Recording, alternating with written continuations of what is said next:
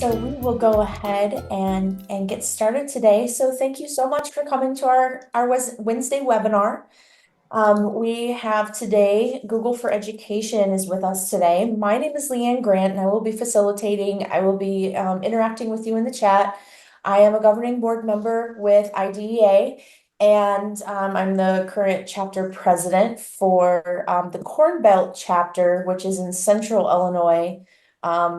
And some smaller counties, but it does include Bloomington. But today we have Jen Brown with us today from Google for Education, and I'm going to go ahead and I'm going to let her take away. Amazing. Thank you so much. Hello, folks. Oh my gosh, I'm so glad that you have taken the time to be here at 3:30 on a Wednesday. Oh my goodness. How dedicated are you to your learning? I absolutely love it. We are going to talk about all things new with Google Workspace, Chrome OS. We're going to dig into all the latest updates that have come out from the beginning of the year. We had a ton come out over the summer, what with ISTE. So feel free to please use the chat. Hi, Debbie. So glad that you're in with us. Miss Zelinsky Olson, happy to have you here. Feel free to ask questions in there, and we'll keep this interactive. So I am now going to put a link to the slide deck, because I know sometimes when you are trying to view a slide deck in a Zoom, like it might be a little small for you. So feel free to copy and paste that short link into the Omnibox of your Chrome browser, because you're all using Chrome, right? LOL. Whichever browser you're using, just take that and put it into the area for the URL. And oh my gosh, Chloe, basketball is starting, then drama practice. Oh, I have two. I have a toddler and a 1-year-old, so I feel that. Perfect. I am sharing my screen. I believe you all can see it. We are going to just dive right in. As was mentioned at the top, my name is Jen Brown. I am one of 3 program managers who support the state of Illinois when it comes to all things Google for Education. I work with school districts in Illinois who have student enrollment between 15,000 and 40,000. I typically work with like the tech coaches, maybe the CTO, directors of IT, and then I get to come and do awesome events like this with IDEA. I have a teammate, Sam Reeder, who works with school districts in the state between 5,000 and 15,000 enrollment. And then Matthew Joy, our awesome scaled program manager, works with school districts 5,000 and under for enrollment. So every school district has a Google program manager. We are one of the best kept secrets. Your tech team always has someone from Google they can reach out to. All right. If you are following with me in this slide deck, I am on slide 5. We are about to dig into my latest and greatest updates. These are my favorite, I shouldn't have favorites, but these are my favorite updates that have come out and the ones that I think are most relevant for you to know. And of course, we're going to start off with AI. Sound off in the chat if you are somebody that is very interested in AI. Maybe you have been playing with it on your own in your personal life. Maybe throw into the chat, what is your district's stance on AI right now? Do you have AI platforms you're allowed to use? And don't be shy if you're using non-Google ones, that's okay. We can all play nice here. So Magic School, Dipit, ChatGPT, if you are using Gemini, would love to know. But we're going to talk a little bit about Google's platform that is available through school districts for users 18 and up, so staff to use when it comes to generative AI. This does need to be turned on by your district Google administrator for you to have access to it with your district Google account. You can access it with your personal Gmail if you don't have access with your district account. We are going to talk about what's safe to put into Gemini as far as sensitive information and what is not. So let's talk about it. If you're wondering, what is Gemini? How do I get to Gemini? I am putting a link in the chat right now, gemini.google.com. This is going to take you to the Gemini platform, and it's going to take you to our chat experience. When you chat with Gemini, what can it do? You can ask it a couple different things. you can ask it a fact-seeking query. So asking it to give you information on a topic. Maybe you want to know about the life cycle of a star. My son is very into space right now. So who knows, maybe you want the life cycle of a star. You can ask it that. And one of the cool updates that just dropped is when it gives you an answer, it is going to cite its sources for you. Woot woot, hooray. We love that kind of transparency and visibility. You are now going to be able to see what websites it has pulled its information from, which is great. You can see, is it reputable or not? Because we all know, to Ms. Zelinsky-Olson's point, some districts are concerned about AI because it is not a perfect technology. It gets things wrong sometimes. So fact-seeking queries, you can ask that of Gemini. I use Gemini more frequently to help me when I need to create something. Whether I need to create, I'll tell you an example I just did today. I had to write up a reflection for my performance review. Okay, they wanted it to be narrative style. I'm a bullets girl. I like to be able to just do things with quick bullets in a list. That's how my brain works. What did I do for my performance review? I listed out all the projects that I worked on this quarter, put the results that I had, the impact I had, did it all in short bullets. I gave it to Gemini. I told Gemini, hey, Gemini, you're going to act as a Google Program Manager. You're writing a performance review. Take these bullets and please write it up in a narrative style for me. Keep it concise. Use a professional tone. Boom. I hit submit. What did it do? It did exactly what I asked it to do. It wrote out for me following the parameters of the command that I gave it. Think of it like your little TA. It's a teaching assistant. It's like having the best student teacher that you ever had, and you don't need to write any feedback for it. So definitely check out Gemini. Try to use it. If you're wondering, well, Jen, is it safe to put student information in, like names, things like that? Here's what you need to know about it. With Gemini, if you're accessing it with your personal Gmail account, the answer is do not put any personally identifiable information for your students into your prompts. We want to just make sure that we're following, SOPA regulations, COPA, FERPA regulations for data privacy. Always want to be, cognizant of that. If you access with your personal Gmail, nope, don't put any PII. If you are accessing Gemini with your district account and your district has enabled Gemini for you, there are data protections in place that are not in place for your personal Gmail. When you access with your district account, it is guaranteed that, one, your chats are not going to be used to train our AI models. Two, your chats are not going to be reviewed by Google.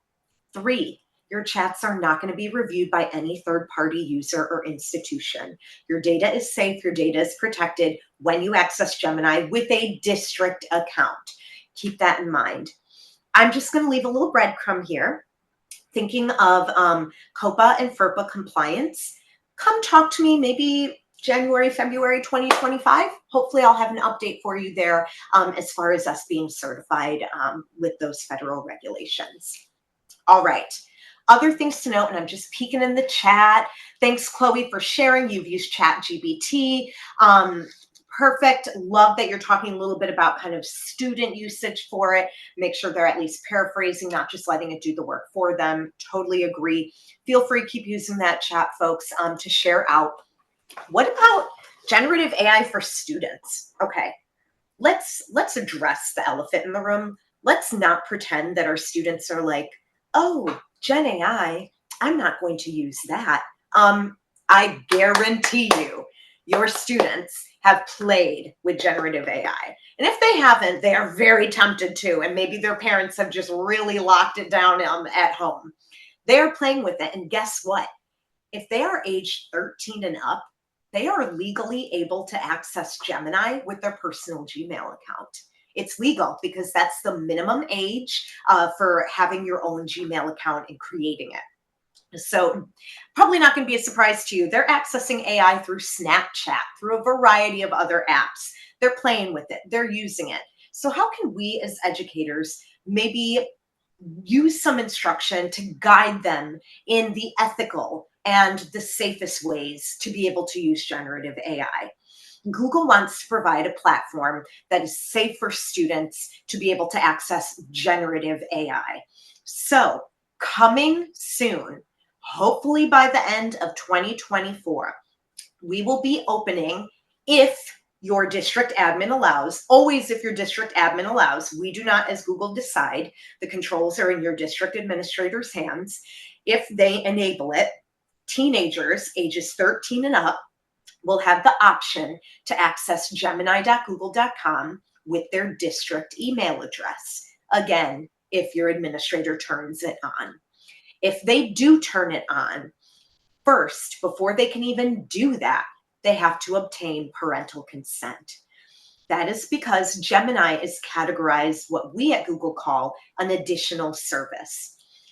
There are core services. Core services are things like Drive, Gmail, Docs, Sheets, Slides, Google Meet. Core services like that, the district is able to act as the parent and consent on their behalf. It is SOPA compliant, COPA and FERPA compliant. You don't need to have written parental consent to use a core service. An additional service basically means it's not core, and it means you have to get parental consent. So keep that in the back of your mind if you're going to go back to your district and let them know what you learned here today. If they obtain parental consent, they are able to turn it on for some students and keep it off for others. So they can turn it on for a group of students whose parents said, yes, they can use it, and they can keep it off for students whose parents said, I decline, I opt out, my child cannot use Gemini. Now, if your students ding, have parental consent, ding, have it turned on by your admin, and ding, are using Chromebooks, there is a Chromebook web app that your district admin can push out, and your students are going to be able to access Gemini through that web app, which will make it super easy. Now, there are many, many resources out there for you right now. There are articles, there are books, there are podcasts, all talking about, one, how teachers can use generative AI to help them, and two, how you as an educator can teach your students how to use generative AI in a way that is ethical, in a way that contributes to their learning. Now, I am not going to dig into all of those today because I do not claim, yes, I'm a former teacher. Shout out District 62 in Des Plaines. I was a tenured teacher there for many years, was my union rep. Absolutely love my Illinois teachers. Just keep in the back of your mind, I'm not going to claim to be that expert who's going to tell you exactly how to use it in your classroom. What I can do is encourage some additional reading for you. So this is where I'm going to just lean over into my desk drawer. I love to do reading and try to stay up to date on as many things as I can. This is my list of what am I reading lately. Some books I'd recommend for you to dig into from people who are experts. This book is called Education for the Age of AI. It is published by the Center for Curriculum Redesign. It will get very technical, but you can skim over those parts and you can dig into what the research they've been doing for years, because generative AI feels new. Y'all, AI has been around for years and years, and they've been doing research on it. This will dig into the research because I'm a big believer in, being able to back up your claims that you make. And they're going to talk about ethical and responsible ways to use AI in education from an equity lens, because I am a big believer in digital equity and equity and inclusion across the board. Highly recommend reading this text, The Promises and Perils of AI in Education, written by Dee Lehner and Ken Shelton, both who have spoken at IdeaCon. Little shout out there. Their books have been in that library or bookstore, I should say, that you can buy when you go to IdeaCon. I'm pretty sure Dee will be back as a speaker again, probably in 2025. He usually is. Dig into those two texts to start. The equity one really digs into how people are promoting this life-changing, truly life-changing, once you start using it, tool. It digs into how we're encouraging it for teachers, but for students, many of us have fear and are trying to keep them away from it. And it kind of digs into the equity and how we approach a situation like that. So I won't speak for the text, I'll let it speak for itself. But just know that when you're thinking of platforms, Gemini for Teens is coming. Now, Jeremy Hennings has a great question. He's like, is it available for all Google for Education editions, only certain ones? Great question, Jeremy. Gemini is not tied to any specific Google Workspace edition. So it's available for any school district to use that has Google accounts, as long as your Google administrator has enabled it. So again, Gemini for Teens coming soon. All right. Other things to know with Gemini. With the chat experience, we have some awesome integrations that are coming. If you're familiar with OpenStax, OpenStax is a data bank of digital textbooks that have been peer reviewed, pulled together by Rice University. It's used globally, especially for schools that are not able to afford like hardback textbooks. It's free. If you tag, coming very soon, hopefully by the end of the month, if you tag at OpenStax in your query to Gemini, very soon it will pull its answer for you using the OpenStax database as its source of truth.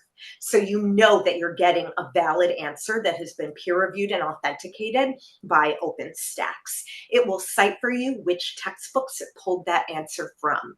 Great for both teachers and students alike. Data Commons. Data Commons is another kind of data bank of statistics and analytics on things like agriculture, health, demographics. It includes data from like the World Health Organization, US Census Bureau. So in any case, a teacher or a student trying to access that reputable information could tag at Data Commons within their query, and it will use, again, that as the source of truth when it's getting the answer for you, and provide you analytics and any data visualizations like charts or graphs if they apply to your query. So those are coming very soon for education. Other things to know. There are, and I'm working with about 14 districts at this time who are using this licensing. Everything I have talked about up to now has been accessing Gemini from gemini.google.com, and that's free, no charge. There is, for districts that are a little bit more on the cutting edge, very dedicated to technology, there is paid Gemini licensing available. What does that paid licensing do? I'm not going to dig into it. I'm not going to tell you that you need to buy it. It's just good to know it exists as your district is evaluating different solutions. Essentially what this does, and your district might already have it, is it takes Gemini and it integrates it directly into Google Workspace apps like Gmail, Google Docs, Google Sheets, Google Slides. It will analyze data information for you within those Workspace apps. In Gmail, it'll do things like summarize what's in your inbox, help you prioritize action items. Maybe you've been out of office and you need to catch up with your inbox. It can provide that summary highlight for you. It also will integrate into Google Meet. It'll do things like automatically take notes for you.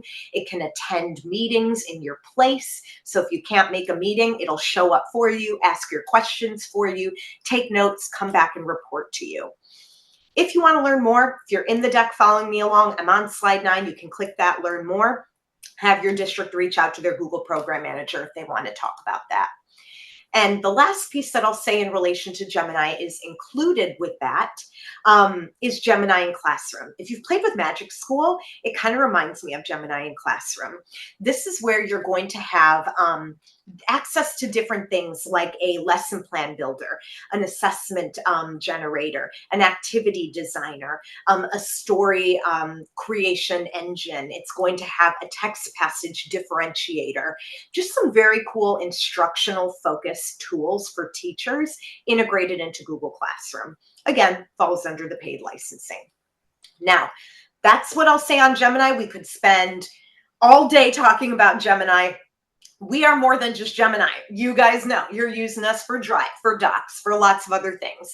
So last thing I'll say is there is a course, and I'm actually just going to copy the link address right now, and I'm going to say Gen AI for Educators course. If you're like, oh my gosh, she was talking so much about Gen AI, I really need to make time to get caught up on like, what's the scoop with Gen AI? take that self-paced course. Set aside some time for your own, growth and development. It's free. It takes about 2 hours. It's self-paced. It's designed to help you, as a teacher, save time on everyday tasks, help you personalize instruction to meet those student needs, enhance your lessons and activities in creative ways using generative AI tools with no previous experience. When you complete the course, you can earn a certificate from the course. You can present it to your district, see if they'll take it for PD credit, if it meets state requirements. We developed this course with experts from Google in collaboration with MIT, specifically their RAISE program, which stands for Responsible AI for Social Empowerment and Education. It's designed primarily for high school and middle school educators of any subject, no technical expertise required. So dig into it. Highly recommend it. I took it myself. I found it very useful. All right, let's move a little bit into the realm of digital citizenship. So, anyone here use Be Internet Awesome? Sound off in the chat. It's been around for a while. That is our digital citizenship curriculum that is free to all. Highly recommend it for use, particularly in grades 2 through 6. It's been out for years. It has not had an update in years. I'm very excited to share that we have finally updated it with the new Media Literacy Handbook. If you're following along with me in the slide deck, I'm on slide 12. You can click Get the Handbook. I'm also going to put the handbook into the Zoom chat right now. Boom, check it out. Gave you access just now to the PDF. It contains 6 new lessons that cover basic concepts and practices of media literacy, things like perspective, talking about how when someone creates a piece of media, they make choices about what information to leave in, what information that they leave out. They are able to for sourcing and representation. We want students to ask questions like, who made this? And what was their purpose in making it? So have them delve a little bit deeper, especially in this world of AI, with these new media literacy lessons. Now, curious if there are any folks in the chat who are maybe a Google for Education champion. The Google for Education champion is someone who is a certified trainer, certified coach, or certified innovator. If you're one of those things, make sure that you check out the Google for Education community platform. This is a special place for 3 types of folks. We have our Champions Hub, which are those folks I mentioned, certified coaches, trainers, or innovators. We also have a hub for IT admins. If you're an IT admin on here, hi, good to see you, and make sure that you check out this platform, as well as instructional leaders. If you are like a digital media coordinator, if you are a director of instructional technology, this place is for you. So I'm going to put the link to register here. Going to pop that in the chat. Be sure to check it out. Now, if you're like, wait a minute, Jen, you did not say that this is a place just for teachers. You said you have to be a champion, an IT admin, or an instructional leader. That is correct. However, if you are looking for a community to join, highly recommend checking out the North Central Google Cooperative. So the North Central Google Cooperative is a group that I run. I'm going to put the link right now for the website into the chat. It is a group primarily for like IT admins, instructional tech coaches, but we welcome techie teachers. If you're a techie teacher and you want to stay on top of all of the Google Workspace and Chrome updates, spoiler alert, there's like 20 to 25 that come out each month. It's a lot. If you're like, I want to stay on top of it, I want to be in the know, tell me, what's coming out. Join this group. We meet virtually on the 3rd Monday of every month at 2 p.m. If you're like, Jen, I'm teaching at that time, I can't make that meeting. No worries, because I always email out the slide deck after the meeting, so you can go through and read the updates at your leisure. I don't record the meeting because we like it to be a safe place for anybody to be able to speak out or share things that are happening in their district. So be sure to check it out. It's just for folks in the North Central region of the United States. We're about 630 members strong, so we would love to have you. All right. This section, I'm like stretching. I'm like, let's do this. Getting ready for the second round. Chrome OS. I'm not talking about the Chrome browser, OS's operating system. I'm talking about Chromebooks. If your kiddos are on Chromebooks, or if you work on a Chromebook, I work from a Chromebook. I'm working from a Chromebook right now. This section is for you. If you do not use Chromebooks in your district, you can feel free to work on something else, and I will announce when I am moving out of the Chrome section into the Workspace section. Boom, let's rock and roll. Here we go. New Chromebook devices. We launched 15 new ones in 2024. That included a new category of Chromebook, Chromebook Plus, enterprise grade model meant for teachers. Yes, we have finally developed a Chromebook for teachers. So for my kind of googly people that are in the house that have been waiting for that, that is for you. It's a powerhouse machine, has minimum guaranteed hardware specs. Chromebook Plus device is what I'm working from now. The cool thing that you're going to see in some of these updates are the generative AI features we're building into Chromebook Plus models that don't require a Gemini paid license. It'll just be included in there. And if you're like, oh my gosh, it's probably going to be super expensive. Nope, the starting point is like $400, which is pretty much in line with like what you would expect for a teacher device to cost minimally. All right, things to know. For your IT admins, they now have what is called the Device Hub in their admin console, where they're able to kind of see centralized information about their Chromebook fleet that they're managing. It'll have notifications and recommendations for them. Generative AI features coming to Chromebook Plus. Da, da, da. You are going to be able to generate your own wallpaper. You're going to be able to generate backgrounds when you're in virtual meetings. You are going to have a magic editor for your Google Photos library. When you are creating a new piece of text, either in your browser, maybe you are writing a blog post, not when you're in a Google Workspace app, basically anything but Google Workspace app, you are going to be able to use something called Help Me Write, which is going to kind of give you some guidance, generative AI, when you are creating some text. Summarize. You're going to have the ability to summarize text on any website or app. And there is also going to be a recorder app with summary and title suggestions as well. Okay. Where was I? I love this one. This is going to be the new post login experience. So Google AI is going to essentially understand the different projects that you're working on your Chromebook.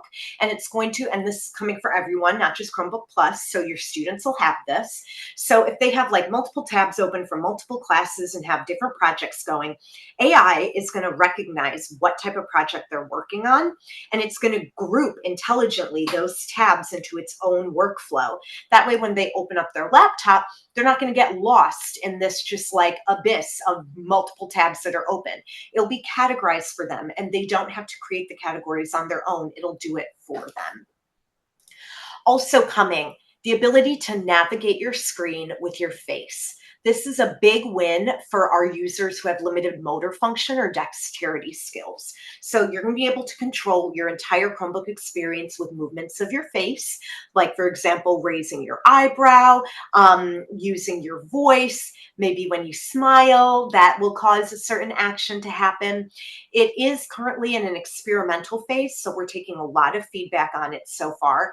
And this will also have Google admin controls. So don't think like, oh my gosh, all my students will have access to this and they're all going to be smiling and making wild faces and just like playing around.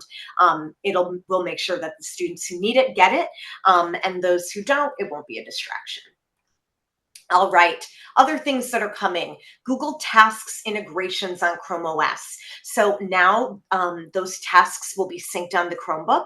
And as those due dates come up, students are going to get reminders about those tasks, like a little ping, just announcing to them like, hey, this is coming up, this due date is now. There are going to be admin controls for that experience. Very excited to let you know that GIF recordings are coming, GIF or GIF, whatever you prefer. So we are expanding the feature set of screen capture. So you're going to be able to just like highlight a portion of your screen, record that little video, and it'll turn it into a GIF. There will be admin controls. Creating voice recordings and audio content with the Recorder app. This is what I was talking about before when I mentioned like a Recorder app that will use generative AI to help you come up with a title and summary for your recording. That's the generative AI feature that's Chromebook Plus. Any Chromebook user is going to get access to voice recordings. So think about using it in your classroom to have students maybe record a podcast, take voice memo notes. With a couple clicks, they can add their audio recording to a Google slide deck. Maybe if you have access to a Chromebook, you're going to use it to record an audiobook, record directions for a center, anything like that. It'll make it super easy for you to create an audio recording on the Chromebook. There will be admin controls for this as well. A new focus feature is coming. This has been a long-standing feature request from teachers. This is where your students are going to be able to set focus, and what it's going to do is minimize distractions by turning off notifications. They could even quietly listen to like ambient noises or soundscapes while they're working. There will be admin controls for this as well. Classroom due dates and reminders. We are going to integrate Google Classroom into Chromebooks so that way students get reminders about assignments on their Chromebook when a due date is approaching. So we're helping them manage their time, all from that Chrome OS home screen. Natural sounding text to speech coming in 2024. We're adding new natural sounding text to speech voices. It's going to sound like real life humans. So very excited for that to drop. Screencast, your students have access to this. If you're using Screencastify, this is Google's Chrome native version of that. It's a way that they can create a screencast showing their desktop window. They can turn on their video or have it off if they want. They are able to kind of easily trim their recording, do some little editing. There are demo tools where they can transcribe over the content on their screen. The cool thing is with the Screencast app that is built into Chromebooks, they are going to be able to have a transcript that automatically gets generated that contains the entire script of everything that they said when they recorded the video. You're able to translate that transcript into over a dozen languages, which is awesome.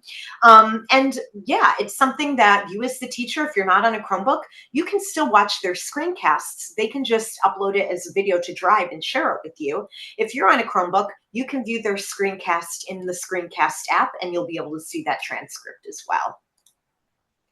We're going to hop skip over that one and take us into Canvas on Chrome OS. This is a way that you can create your own designs with Canvas that'll save in Google Drive, so you're able to create drawings using a virtual pencil, pen, marker, chalk. Just go to canvas.apps.chrome. Again, you have to be on a Chromebook for that to work. Same as Cursive. If you're on a Chromebook, your students can go to cursive.apps.com. What this is going to be is a note-taking tool for them. So if they have touch capability, they're going to be able to take quickly handwritten notes, have it saved in a notebook. They're able to quickly organize their notebooks. They can color code them, title them by subject. Just a nice way that they can stay organized. And they're also able to do things like, if they need to sketch something out, they can download and save their notebook as a PDF if they want to share it out. So just a nice way that they're able to take notes. I know Jamboard is going away. That makes us kind of sad. It's always hard when something like that is going away.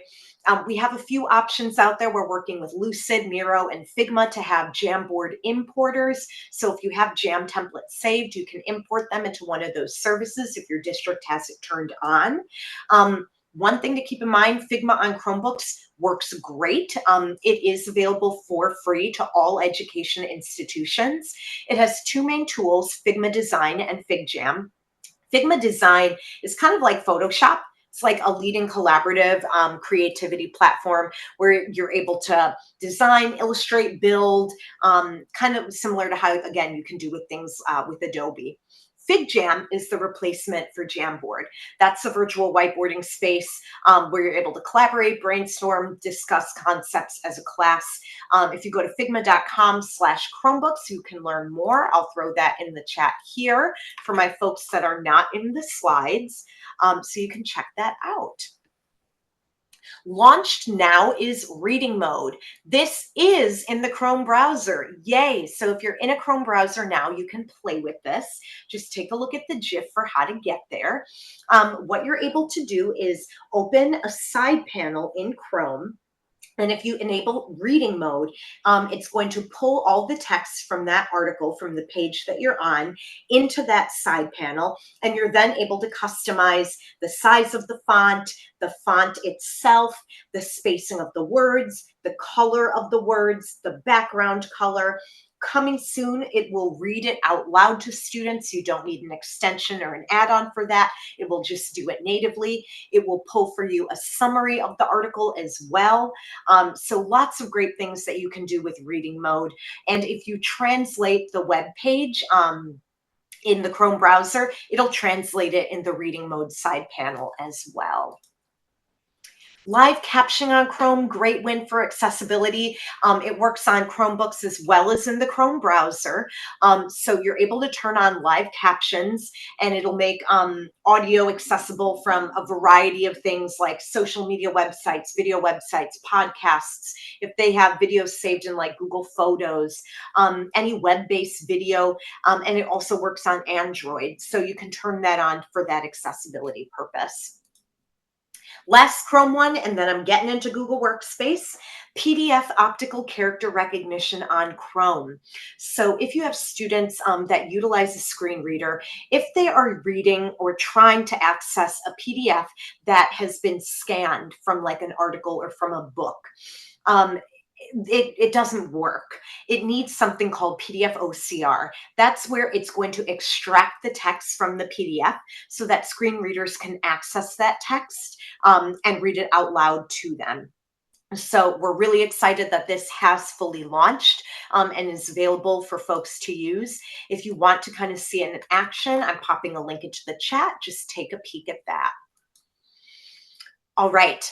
Before I dive into the updates for Workspace, and I'm just quickly taking a peek to check myself on time. I believe we have until 4:30. Okay, we're rocking and rolling.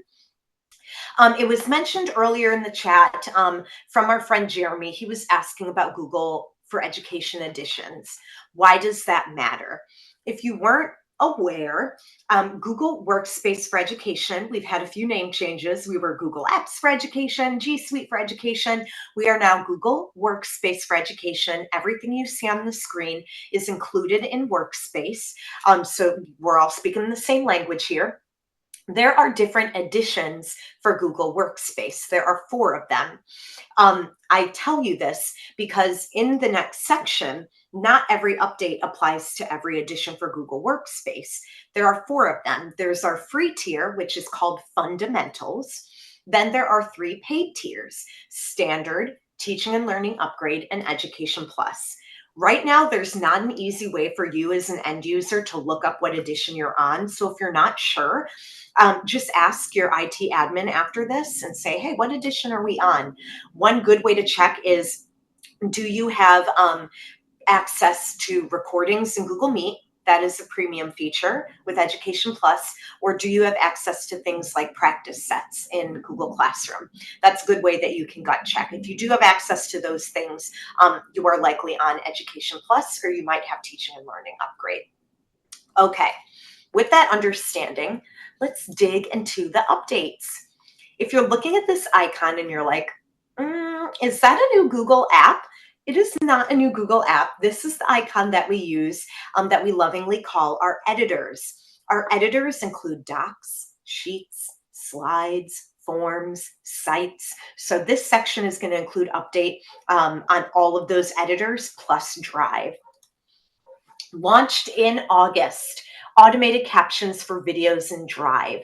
You'll notice that in the top right corner of my slide, it's blank. That means that this is available for all editions.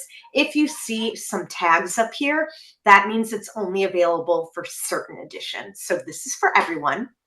Now, when you upload a video to Google Drive, it's going to automatically generate captions for you. Those automatically generated captions are going to initially be supported in English. We're going to expand to other languages in the future. There is an admin control for this. It's on by default, but your admin can turn it off. If they turn it off, you are able to manually request automatic captions for a video that doesn't have them. Other updates. Google Forms. Now, when you link a spreadsheet for Google Form responses, the spreadsheet had a facelift. It's going to use something called tables as the new primitive for importing those Google Form responses. Tables are nice because they already have pre-filters in place. They're much cleaner, more visually appealing, better to use for a task like that. Drop-down chips. So if you use drop-down chips for assignments, for your own planning, something that is kind of cool that just recently launched in August is that you can now have multiple selections within a drop-down. Pretty cool. You only used to be able to select one. Right away, I'm going to call out, boom. Do you see there's a little tag in the top right that says Education Plus? Okay. E-signature for Docs and Drive. E-signature is a way that you are able to collect a legally binding electronic signature on a Google Doc. This feature is on by default, but your Google admin can restrict it, so only certain folks are able to request e-signatures. I probably wouldn't use this for something like a field trip form, because if you have a classroom of 32, you're creating 32 separate contracts.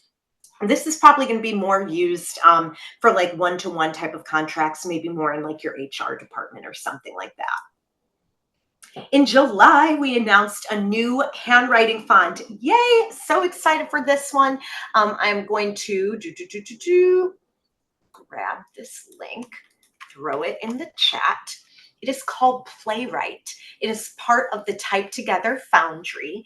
There was extensive research that was done on these handwriting fonts. There are about 40 different versions of this, because we have 40 different countries that we did research for, and found every country kind of had its own style for handwriting.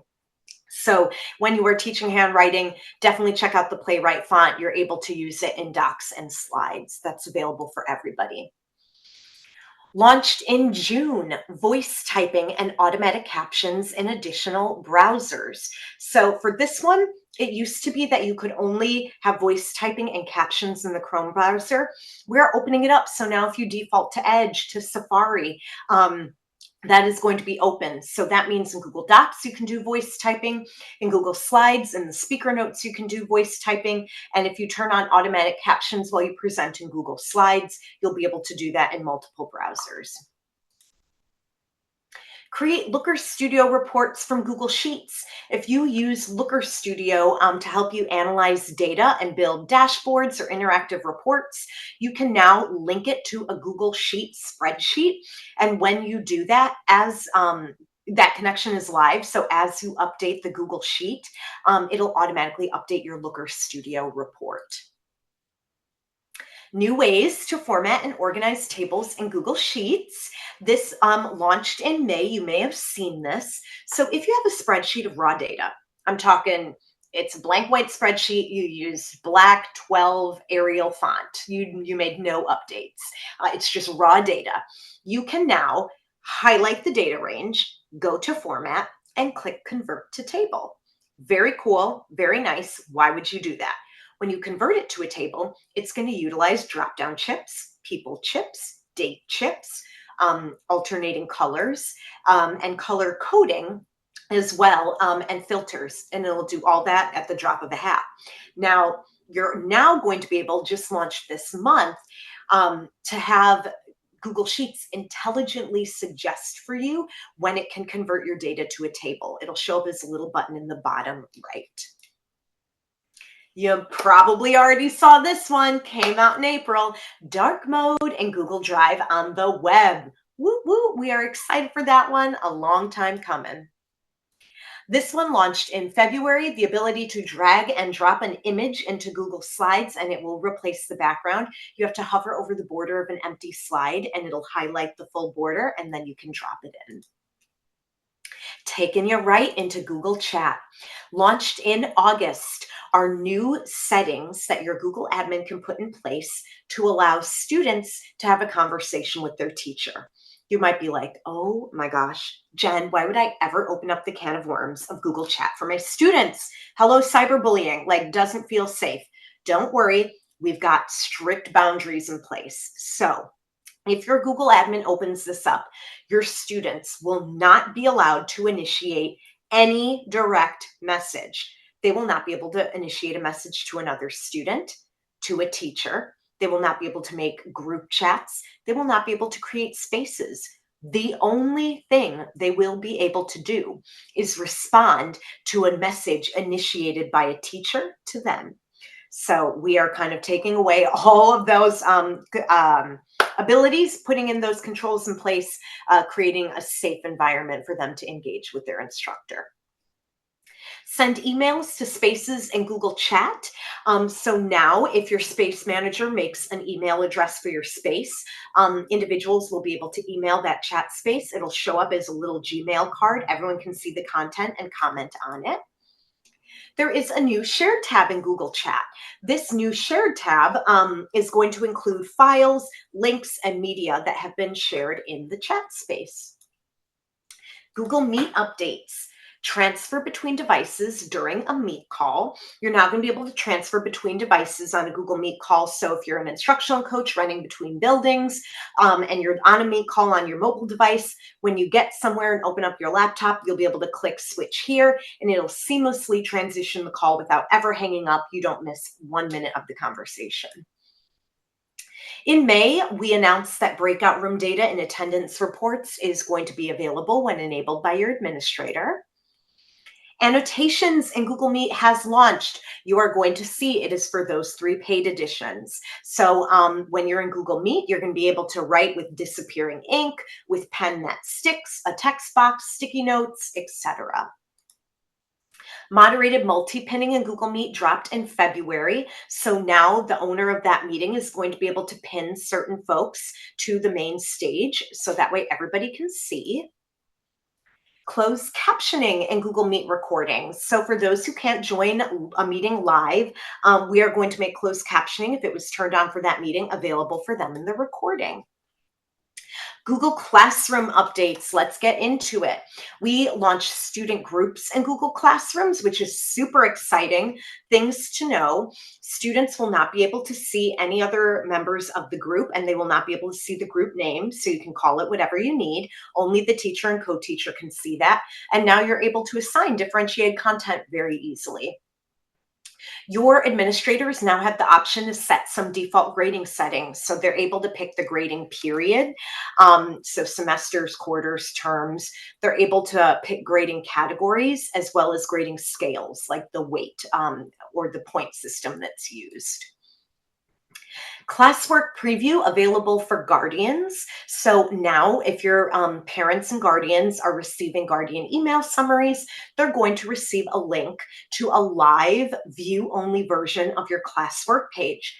They're going to be able to see the name of an assignment. They're going to be able to see any descriptions or attachments that you made, but it's not a true parent portal where they're going to see the progress towards completion of their student on that assignment. And they're not going to be able to view any student work, whether their own child or any other student in the class. They're only seeing the title, the directions, and attachments. Read along. Oh my gosh, if you're an elementary teacher, this is major, y'all. Read along now integrates with Google Classroom. If you're like, what is read along? It is a literacy program, kind of helping with phonics skills, reading comprehension, fluency. We partnered with Haggerty and ReadWorks to pull over 800 text passages for them to practice with. You're able to assign these by Lexile level or grade level. As your student reads aloud, voice is recorded.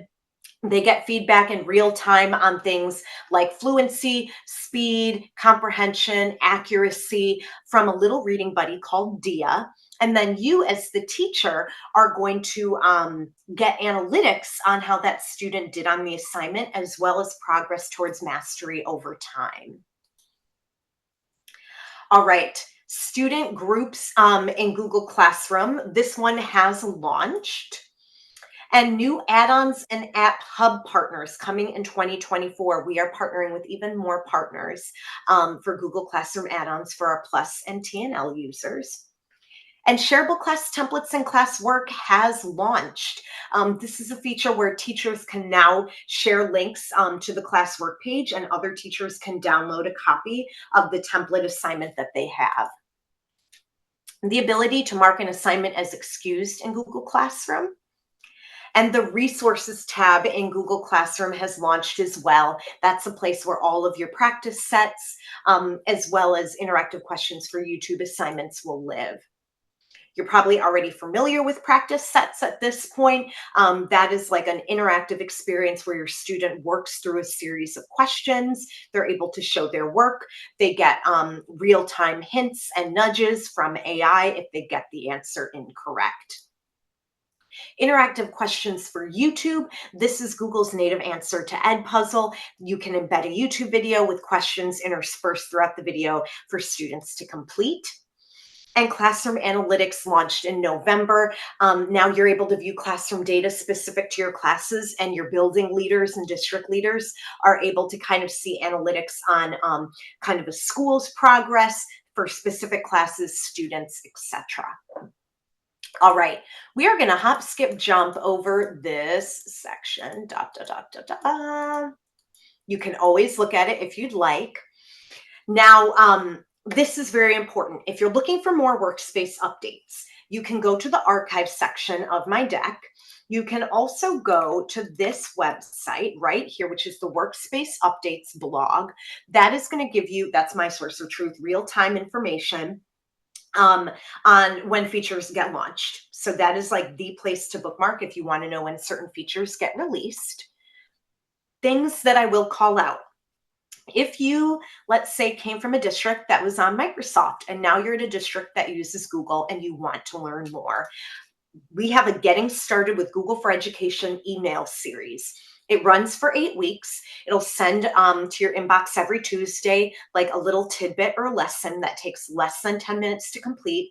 It's text and video-based tutorials, and we have it for both the free and paid version. Here is the link to it that I threw in the chat. If you're in the slide deck on slide 86 with me, I know, can you believe how dense this deck is? If you see the bouncing cursor, it means that image is hot linked. You can click it and it will take you to that resource.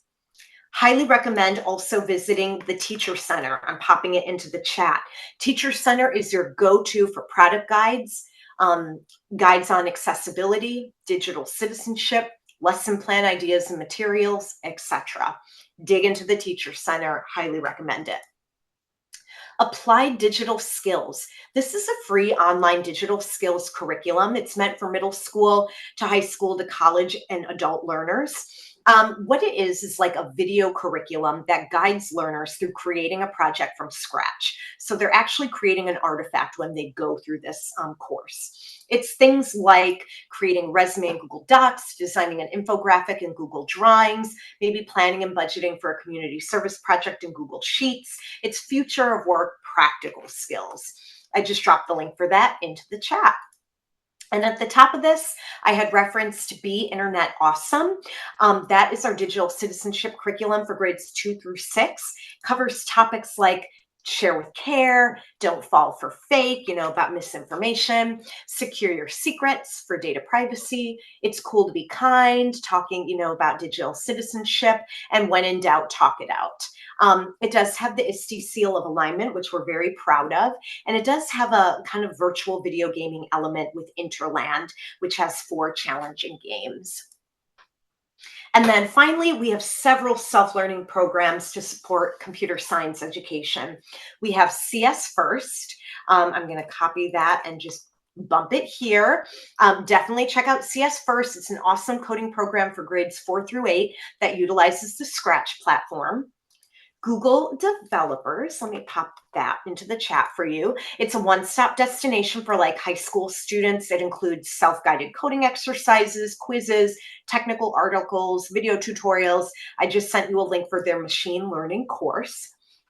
And then finally, Google has a Code Next program that is looking to cultivate the next generation of Black, Latinx, and Native tech leaders. Those students in high school, and I'm putting it into the chat here, they're able to join through our online program, Code Next Connect. They get connected with a Googler.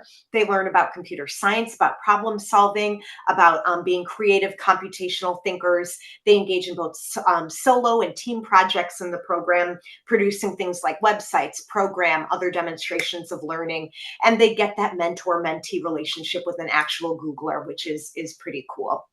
Oh, Mary, I love that you use CS first. Amazing.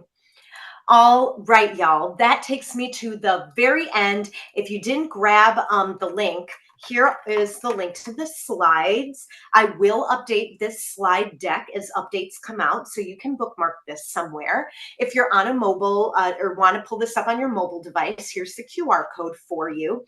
I intentionally left 5 minutes, so that way there could be some Q&A. With that, I'll pause talking, take a sip of water, and say, anybody have any questions?